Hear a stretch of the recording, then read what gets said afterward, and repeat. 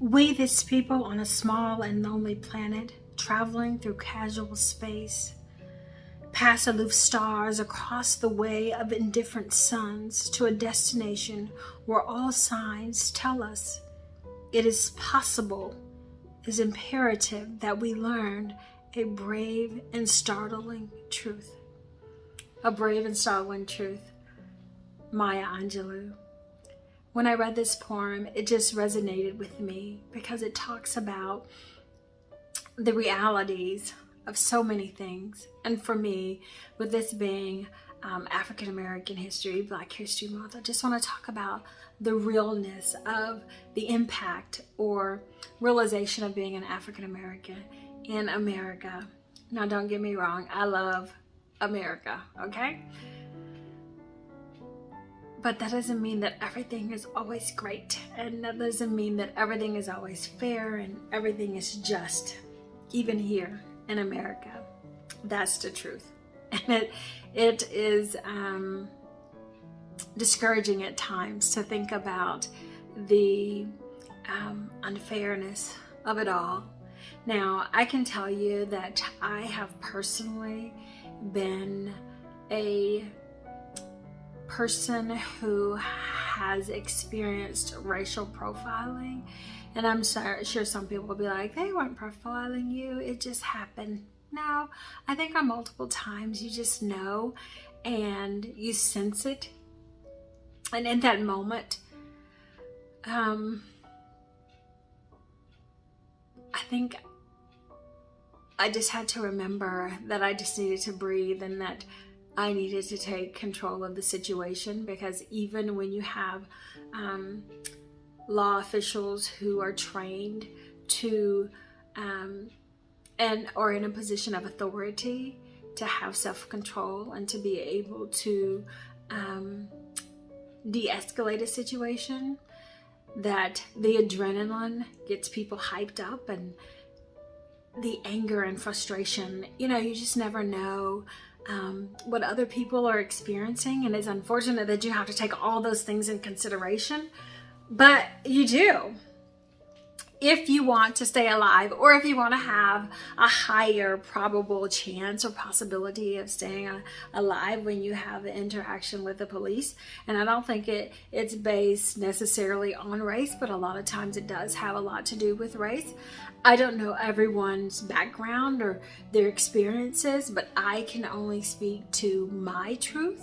Now, I've had situations where, man, I was glad to see the men and women in blue. I was in a situation or a circumstance and I was just like, wow, thank you so much for your service. I know that when you leave home in the morning, it's difficult, it's challenging to know, what the day's going to bring. And then there have been times when I've been in situations where I've been like, why are you so angry? It's a routine traffic stop. Either you're going to give me a ticket or you're not. That's me talking in my head. I'm not saying those words because, that, makes people angry, right? But I have had an opportunity to have a conversation, or I thought I was going to have a conversation. And after a couple exchanges, the officer got really angry and really irate, and in that moment, I knew that I had to de-escalate the situation. And because I've been trained to do that, I knew what to do and how to de-escalate and to remain calm and not to give them a reason to tase, shoot, drag me out of my car, anything like that. But in my mind at that moment, I was like, I want to make it home alive. Like, I left home this morning and I've had a great day and it's been a wonderful life experience and everything's going great. And then here is a routine traffic stop that could turn deadly. And it doesn't matter what I say or what the body cam says. It's, if I'm dead, I don't get to come back because someone found someone guilty. They can be held accountable, and they should, right? But I think in America we do have a race and a class issue, and we talked about this a little bit when when I traveled abroad.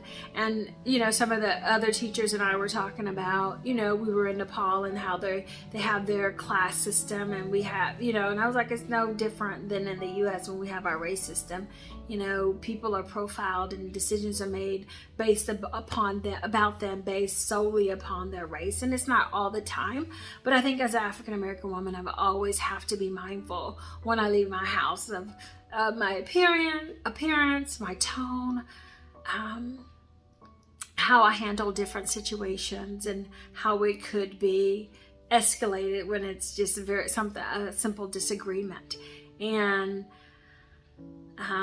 it takes a lot of work. It takes a lot of work to just kind of be mindful all the time when it just seems like there's always something coming at you all the time. And whether you're walking in your neighborhood and you're like, is this going to lead to some kind of confrontation? Do I have my license with me? It's like, do I need to prove that I live here? Or, it's just the simple things. And we have property in another community. And at one point, our kids wanted to go fishing. And so I was like, well, here, take this as proof that, you're actually allowed to be here if you get into any confrontation. And it's unfortunate to have to think that you have to do that. Kids can't even just be kids because of their race, and people are just, are you supposed to be here? Do you belong here? You don't live here? Well, I do. I don't live here, but my parents own property here, so I belong and I get to be here. But at the same time, I think that there's a level of accountability that needs to be had for people who are in positions of authority, and whether they have the training or not, when you receive that, you're in that position, it's your responsibility to get what you need. Like when I was in the Marines, it wasn't like, oh, you get promoted to corporal and you know everything. It was your responsibility to know that if you're moving up the ladder, that you need to know your responsibilities for that next higher position before you were in that next higher position. Because once you're promoted, you're responsible. There's no excuse of, oh, I didn't know. Ignorance isn't bliss.